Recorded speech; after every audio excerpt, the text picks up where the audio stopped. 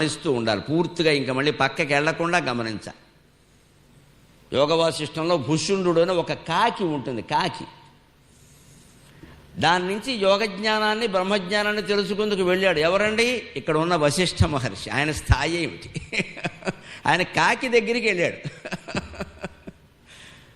ఎందుకంటే నాకు ఇంకా ఏవో సందేహాలు ఉన్నాయి, అవి ఆ కాకి తెలుస్తాయి. అది భారతదేశం, అది భారతదేశం. ఇక్కడ ప్రతి జీవి పరమాత్మ స్వరూపమే, ఎక్కువ తక్కువలు ఉండవు.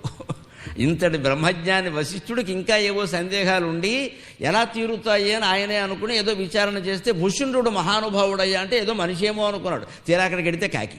అయితే ఏమి, వశిష్ఠుడు వచ్చాడని తెలిసి కాకి తన సంకల్పంతో 2 ఆకులు తెచ్చి అక్కడ పెడుతుంది కూర్చోమని, ఆసనం.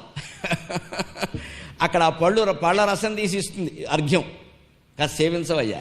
అప్పుడు ఏం అడుగు మహర్షి, నీ రాకచేత నా జన్మ ధన్యమైందని. లేదు, నాకు సందేహాలు ఉండొచ్చాను అంటే నేనేం తీరుస్తానయ్యా కాకినట్టుంది, అదో పరీక్ష. లేదు నాకు తెలుసులే నీ సంగతి అని ఆ కాకిని కదిపి సందేహాలు అడిగితే అది బతికిన ఈ కాకి చిరాయువు అని జీవి లెక్కండి. కాకి కొన్ని 100 ఏళ్ళు బతుకుతుంది. ఎవరూ పనిగట్టుకుని కాకిని చంపరు. ఇంకా కాకి మాంసం తినే మహానుభావులు ఇంకా బయలుదేరలేదు.